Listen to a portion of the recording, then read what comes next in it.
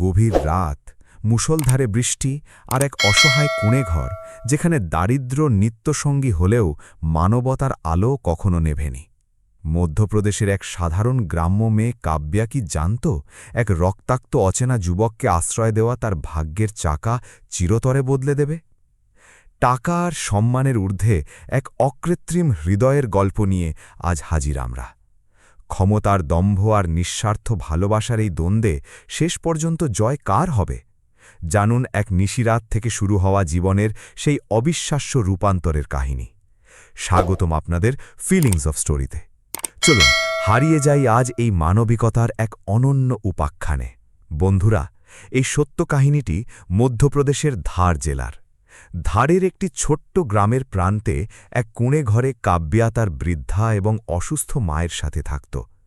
দারিদ্র্য শুধু তাদের ঘরের দেওয়ালেই নয়, তাদের ভাগ্যেও মিশেছিল।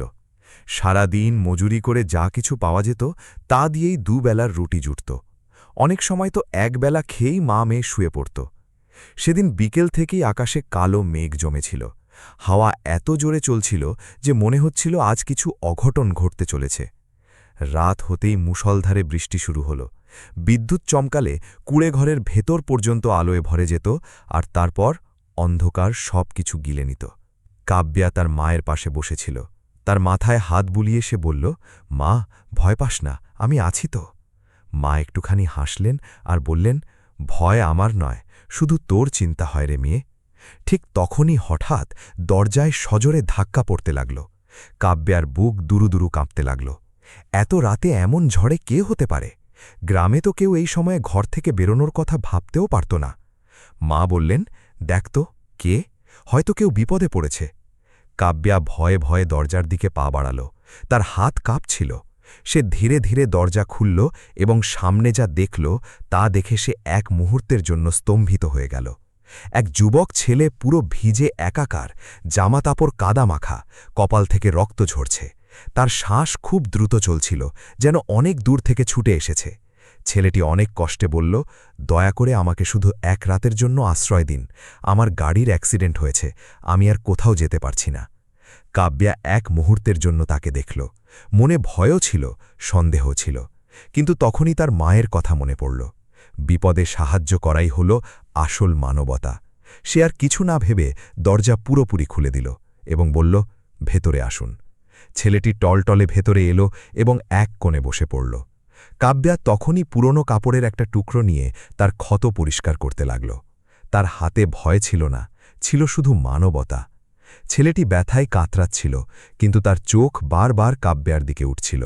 সে যেন বুঝতেই পারছিল না যে এত দারিদ্র্যের মাঝেও কারো এত বড় মন কি করে থাকতে পারে। কাব্যার মা ধীর গলায় জিজ্ঞেস করলেন, কে ও মেয়ে? কাব্যা বলল, কোনো মুসাফির মা, বিপদে পড়েছে, শুধু এক রাত থাকবে। মা বললেন, ঠিকই করেছিস তুই, ভগবান এমন সুযোগ সবাইকে দেয় না। কাব্যা তার ঘরে রাখা একমাত্র শুকনো গামছাটি তাকে দিয়ে বলল, এটা নিন, জামাকাপড় শুকিয়ে নিন। ছেলেটি ইতস্তত করে জিজ্ঞেস করল, কিন্তু আপনারা? কাব্যা বলল, আমরা রোজ এইভাবেই থাকি, আপনার এটার বেশি দরকার। ঘরে শুধু সামান্য কিছু চাল আর নুন ছিল। সে তা দিয়েই খিচুড়ি বানাল এবং 3 ভাগে ভাগ করে দিল। যখন সে ছেলেটিকে খাবার দিল, সে বলল, আপনারা খান, আমি পরে খেয়ে নেব। কাব্যা একটু কড়া সুরে বলল, এখানে মেহমান আগে খায়। ছেলেটি চুপচাপ খাবার খেতে লাগল। প্রতিটা গ্রাসের সাথে তার চোখ ভরে আসছিল। হয়তো সে জীবনে প্রথমবার এমন খাবার খেল যাতে স্বাদের চেয়েও বেশি আপনত্ব ছিল। রাত গভীর হতে লাগল। বাইরে ঝড় আরও বাড়ল। কুঁড়েঘর কাঁপছিল, কিন্তু ভেতরে এক অদ্ভুত শান্তি ছিল। কাব্যা তার জন্য মেঝের ওপর বস্তা পেতে দিল এবং নিজে দরজার পাশে বসে পড়ল। ছেলেটি জিজ্ঞেস করল, আপনি ঘুমোবেন না? কাব্যা বলল, অভ্যেস আছে। কিছুক্ষণ নিস্তব্ধতা থাকল। তারপর ছেলেটি ধীরে ধীরে বলল, আপনি কিছু জিজ্ঞেস করলেন না? আমি কে, কোত্থেকে এসেছি? কাব্যা তার দিকে না তাকিয়েই উত্তর দিল, প্রয়োজন মনে করিনি, মানবতার জন্য পরিচয়ের দরকার হয় না। তার এই কথা শুনে ছেলেটি একদম চুপ হয়ে গেল। হয়তো তার কাছে এর কোনো উত্তর ছিল না। সেই রাতে যখন পুরো পৃথিবী ঘুমোচ্ছিল, সেই ছোট্ট কুঁড়েঘরে দুটো আলাদা জগতের মানুষ একই ছাদের নিচে ছিল। একজনের কাছে সব কিছু ছিল কিন্তু শান্তি ছিল না, আর অন্যজনের কাছে কিছুই ছিল না কিন্তু মনটা অনেক বড় ছিল। ছেলেটি অনেক রাত পর্যন্ত জেগে রইল। সে কাব্বাকে দেখতে লাগল যে তার মায়ের পাশে বসেছিল। তার চোখে কোনো লোভ ছিল না, কোনো আশা ছিল না, ছিল শুধু এক সত্য। সে মনে মনে ভাবল, আমি জীবনে অনেক কিছু দেখেছি, কিন্তু এমন মন কখনো দেখিনি। ধীরে ধীরে রাত কেটে গেল। সকালের প্রথম আলো কুঁড়ে ঘরে এলো।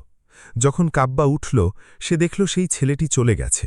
শুধু পড়ে আছে এক পরিষ্কার করা কোণা, ভাঁজ করে রাখা গামছা আর মাটির ওপর পায়ের কিছু হালকা চিহ্ন।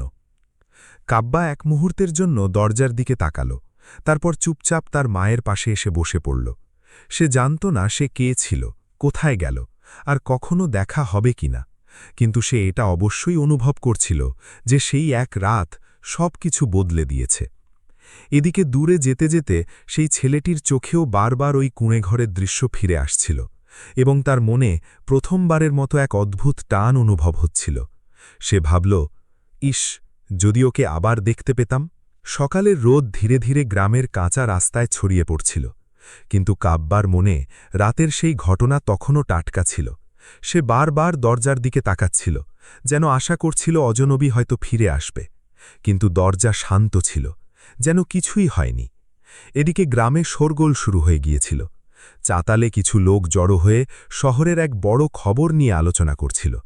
একজন বলল, শুনেছিস, শহরের বড় শিল্পপতি আরিয়ানের গাড়ির কাল রাতে অ্যাক্সিডেন্ট হয়েছে। দ্বিতীয়জন অবাক হয়ে বলল, ওই আরিয়ান, কোটি কোটি টাকার কোম্পানির মালিক? প্রথমজন বলল, হ্যাঁ ওই, বলছে গাড়ি উল্টে গিয়েছিল কিন্তু ও বেঁচে গেছে, সারা রাত কোথাও উধাও হয়ে গিয়েছিল। কাব্বা এসব শুনছিল, তার বুক সজোরে ধড়ফড় করতে লাগল। তার হঠাৎ সেই রাতের ওই মুখটা মনে পড়ল, ভিজে যাওয়া, জখম হওয়া, ভীত মুখ। সে কি ওই ছিল? সেই চিন্তাটা ঝেড়ে ফেলতে চাইল, কিন্তু মন মানতে রাজি ছিল না। দুদিন কেটে গেল, সবকিছু স্বাভাবিক হতে শুরু করেছিল। তখনই হঠাৎ গ্রামে অনেকগুলো বড় বড় গাড়ি এসে থামল। ঝকঝকে গাড়ি, স্যুটবুট পরা লোক, আর তাদের মাঝখানে সেই মুখটা, এবার পরিষ্কার পোশাকে, আত্মবিশ্বাসে ভরপুর। সেই ছেলেটি এখন সবার সামনে ছিল। এক বড় ব্যবসায়ী হিসাবে আরিয়ান সবার সামনে দাঁড়িয়েছিল। গ্রামবাসীরা তাকে দেখে অবাক হয়ে গিয়েছিল। সবাই তার দিকে এমনভাবে ছুটল যেন কোনো বড় নেতা এসেছে। কাব্বা দূরে দাঁড়িয়ে সবকিছু দেখছিল। তার চোখে এক অদ্ভুত মিশ্র অনুভূতি ছিল। গ্রামবাসীদের ফিসফাস বাড়তে লাগল, প্রতিটি শব্দ তার কানে বিঁধছিল, কিন্তু সে চুপচাপ দাঁড়িয়ে রইল। আরিয়ান তার সামনে এসে দাঁড়িয়ে পড়ল। কিছুক্ষণ দুজনেই চুপচাপ থাকল। তারপর আরিয়ান ধীরে ধীরে বলল, কেমন আছো? কাব্বা সোজা উত্তর দিল, ভালো আছি। তার গলায় না ছিল আনন্দ, না ছিল রাগ, শুধু এক সাদামাটা উত্তর। আরিয়ান তার সাথে থাকা লোকটিকে ইশারা করল। সে টাকার একটি ব্যাগ এগিয়ে দিল। আরিয়ান বলল, সেদিন রাতে আপনি আমার প্রাণ বাঁচিয়েছিলেন। এটা আমার তরফ থেকে একটি ছোট ধন্যবাদ। পুরো গ্রাম দম বন্ধ করে দেখছিল। কাব্বা ব্যাগের দিকে তাকালো, তারপর আরিয়ানের চোখের দিকে, এবং পরের মুহূর্তেই সে সেই ব্যাগটা তার দিকে ফিরিয়ে দিল। কাব্বা বলল, আমার এটার প্রয়োজন নেই। পুরো পরিবেশ যেন থমকে গেল। আরিয়ান অবাক হয়ে বলল, মানে? এটা আপনার সাহায্যের জন্য? কাব্বা বলল, আমি আপনার সাহায্য মানবতার খাতিরে করেছিলাম, সওদা করার জন্য নয়। তার এই কথা শুনে চারদিকে নিস্তব্ধতা নেমে এলো। গ্রামবাসীরা যারা এতক্ষণ তাকে লোভী ভাবছিল, তারা এবার ধাঁধায় পড়ে গেল। আরিয়ানের কাছে এটা প্রথমবার ছিল যখন কেউ তার টাকাকে এইভাবে প্রত্যাখ্যান করল। সে আবার বোঝানোর চেষ্টা করল, আপনার অবস্থা আমি দেখেছি, এই টাকা আপনার কাজে আসবে। কাব্বার চোখে হালকা কষ্টের আভাস ফুটে উঠল, কিন্তু তার গলা ছিল দৃঢ়। সে বলল, গরিব হতে পারি, কিন্তু বাধ্য নই, আর নিজের আত্মসম্মান বিক্রি করার মতো প্রয়োজন আমার নেই। আরিয়ান চুপ হয়ে গেল। সে বুঝতে পারছিল না কি বলবে। তার কাছে সব সমস্যার সমাধান ছিল টাকা, কিন্তু আজ প্রথমবার সে অসহায় হয়ে দাঁড়িয়েছিল। ভিড়ের মধ্যে দাঁড়িয়ে থাকা লোকেরা এবার আবার কানাকারি শুরু করল। দেখছিস, নাটক করছে, আগে ফাঁদে ফেলল, এখন ঢং করছে, এদের বিশ্বাস করতে নেই। এই সব কথা এবার কাব্বার মন ভেঙে দিচ্ছিল। তার চোখ ভরে এলো, কিন্তু সে নিজেকে সামলে নিল। সে ঘুরে দাঁড়াল এবং কিছু না বলে নিজের ঘরের দিকে চলে গেল। আরিয়ান সেখানেই দাঁড়িয়ে রইল। সে প্রথমবার অনুভব করল যে তার উপস্থিতি কারোর জীবন সহজ নয়, বরং কঠিন করে দিয়েছে। সেই রাতের স্মৃতি যা তার জন্য শান্তির ছিল, এখন তা কাব্যার জন্য বোঝা হয়ে দাঁড়িয়েছিল। কিছুক্ষণ পর আরিয়ান ধীরে ধীরে কাব্যার ঘরের দিকে গেল। কাব্যা দরজার কাছে তার মায়ের পাশে বসেছিল। তার চোখ লাল ছিল, কিন্তু সে কাঁদছিল না। আরিয়ান ধীরে ধীরে বলল, আমাকে ক্ষমা করে দাও, আমার উদ্দেশ্য তোমাকে কষ্ট দেওয়া ছিল না। কাব্যা তার দিকে না তাকিয়েই বলল, আপনার ক্ষমা চাওয়ার দরকার নেই, আপনি সেটাই করেছেন যা আপনার জগৎ আপনাকে শেখায়। আরিয়ান জিজ্ঞেস করল, আর তোমার জগৎ কি শেখায়? কাব্যা বলল, আমার জগৎ শেখায় যে সাহায্যের কোনো দাম হয় না। এটা শুনে আরিয়ানের কাছে কোনো উত্তর ছিল না। সে কিছুক্ষণ দাঁড়িয়ে থাকল, তারপর ধীরে ধীরে বলল, যদি কখনো দরকার পড়ে আমাকে জানিও। কাব্যা বলল, দরকার পড়লে ভগবান কাউকে না কাউকে পাঠিয়ে দেবে। তার এই কথা আরিয়ানের মনের গভীরে পৌঁছে গেল। সে চুপচাপ সেখান থেকে চলে গেল, কিন্তু এবার তার পা ভারী ছিল। গাড়িতে বসেই সে শেষবারের মতো ওই কুঁড়েঘরটার দিকে তাকাল। তার মনে হচ্ছিল সে কিছু একটা পেছনে ফেলে এসেছে, এমন কিছু যা সে টাকা দিয়ে কখনো চিনতে পারবে না। এদিকে কাব্যা তার ঘরের ভেতরে গিয়ে মায়ের পাশে বসে পড়ল। মা ধীরে ধীরে জিজ্ঞেস করলেন, কি হয়েছে রে? এবার কাব্যা নিজেকে আর ধরে রাখতে পারল না। তার চোখ দিয়ে জল পড়তে লাগল। সে বলল, মা, গরিব হওয়া কি এত বড় গুনাহ? লোকে কেন ভাবে যে আমরা সবকিছু টাকার জন্য করি? মা কাঁপা কাঁপা হাতে তার মুখটা ধরলেন এবং বললেন, না মেয়ে, গুনাহ গরিব হওয়া নয়, গুনাহ হল মানবতা হারিয়ে ফেলা, আর তুই সেটা হারাসনি। কাব্যা মায়ের কোলে মাথা রাখল। বাইরে আকাশ পরিষ্কার হয়ে গিয়েছিল, কিন্তু তার মনের ভেতরে ঝড় তখনও বইছিল। আর অন্যদিকে আরিয়ান তার গাড়িতে বসে জানলার বাইরে তাকাতে তাকাতে ভাবছিল, যাকে আমি সাহায্য করতে চেয়েছিলাম সে আমাকেই ছোট করে দিল। তার ভেতরে কিছু একটা বদলাচ্ছিল, অহংকার ভাঙছিল, আর এক নতুন অনুভূতির জন্ম হচ্ছিল। সেই অনুভূতি যা হয়তো মানবতা থেকে শুরু হয়ে অন্য কিছু হতে পারত। দিনগুলো ধীরে ধীরে কাটছিল, কিন্তু কাব্যার জীবন যেন থমকে গিয়েছিল। গ্রামবাসীদের কথাগুলো তখনও তার কানে বাজত। সে আগের মতো প্রাণখোলা হাসিখুশি মেয়েটা আর ছিল না। এখন সে চুপচাপ থাকত, নিজের কাজে ব্যস্ত থাকত, আর সন্ধে হতেই মায়ের পাশে বসে থাকত। কিন্তু এক সন্ধেবেলা হঠাৎ সবকিছু বদলে গেল। কাব্যার মায়ের শরীর হঠাৎ খুব খারাপ হয়ে গেল। তার শ্বাস দ্রুত বইছিল, শরীর ঠান্ডা হয়ে আসছিল। কাব্যা ভয় পেয়ে গেল। মা, চোখ খোলো, সে কাঁদতে কাঁদতে বলল। মা অনেক কষ্টে চোখ খুললেন। মেয়ে, হয়তো আর বেশি সময় নেই। কাব্যা বলল, এমন কথা বলো না মা, আমি এখনই ডাক্তারকে ডেকে আনছি। কাব্যা আতঙ্কিত হয়ে বাইরে ছুটল। সে পুরো গ্রামে দৌড়াল, এক একটা পর্যায়ে গেল, দয়া করে সাহায্য করুন, মায়ের অবস্থা খুব খারাপ। কিন্তু প্রতিটা দরজা থেকে একই উত্তর এলো, আমরা কেন সাহায্য করব? যাও, ওই বড়লোক লোকটাকে গিয়ে বলো। এখন গরিবদের কথা মনে পড়ল। সে ভেঙে পড়ছিল, কিন্তু হার মানতে রাজি ছিল না। সে ফিরে এসে মায়ের হাত ধরে কাঁদতে লাগল। ঠিক তখনই দূরের রাস্তায় একটা গাড়ি থামল। সেটা আরিয়ান ছিল। সে শহরে বসেও শান্তি পাচ্ছিল না। কাব্যার কথাগুলো, তার চোখ, তার আত্মসম্মান, সবকিছু তার মনে ঘুরপাক খাচ্ছিল। শেষ পর্যন্ত সে নিজেকে আটকাতে পারল না এবং গ্রামে ফিরে এলো। যেমনই সে কাব্যার ঘরের সামনে পৌঁছল, ভেতর থেকে কান্নার শব্দ শুনতে পেল। সে আর কিছু না ভেবে ভেতরে চলে গেল। কাব্যা তাকে দেখল। তার চোখে রাগ ছিল না, ছিল শুধু অসহায়তা। সে শুধু বলতে পারল, আমার মা। আরিয়ান তক্ষুনি পরিস্থিতি বুঝে নিল। সে কোনো প্রশ্ন না করে নিজের লোকদের ফোন করল, এখনই অ্যাম্বুলেন্স পাঠাও। কিছুক্ষণের মধ্যেই অ্যাম্বুলেন্স চলে এলো। গ্রামবাসীরা দূরে দাঁড়িয়ে তামাশা দেখছিল, কিন্তু এবার কেউ কিছু বলল না। কাব্যা তার মাকে নিয়ে হাসপাতালে পৌঁছল। সারা রাস্তা সে তার হাত ধরে কেঁদে চলল। হাসপাতালে ডাক্তাররা সঙ্গে সঙ্গে চিকিৎসা শুরু করলেন, কিন্তু অবস্থা খুব সংকটজনক ছিল। কাব্যা বাইরে বসে মাথা নিচু করে হাত জোড় করে ভগবানের কাছে প্রার্থনা করছিল, আর আরিয়ান তার পাশে নিস্তব্ধ হয়ে দাঁড়িয়েছিল। কিছুক্ষণ পর কাব্যা ধীর গলায় বলল, আপনার আসার প্রয়োজন ছিল না। আরিয়ান শান্ত গলায় উত্তর দিল, প্রয়োজন ছিল, কারণ এবার আমি শুধু সাহায্য করছি না, আমি পাশে দাঁড়িয়ে আছি। কাব্যা তার দিকে তাকাল। প্রথমবার সে আরিয়ানের চোখে কোনো অহংকার দেখল না। কিছুক্ষণ পর ডাক্তার বাইরে এলেন। তার মুখ দেখেই সব বোঝা যাচ্ছিল। তিনি বললেন, আমরা আপ্রাণ চেষ্টা করছি, কিন্তু রোগীর অবস্থা খুবই আশঙ্কাজনক। কাব্যার পা যেন মাটির নিচে দেবে গেল। সে দৌড়ে ভেতরে গেল। মা অচৈতন্য ছিলেন, যন্ত্রপাতির সাথে যুক্ত। কাব্যা তার পাশে বসে কাঁদতে কাঁদতে বলল, মা, আমি এসেছি, তুমি ঠিক হয়ে যাও। হঠাৎ মা ধীরে ধীরে চোখ খুললেন।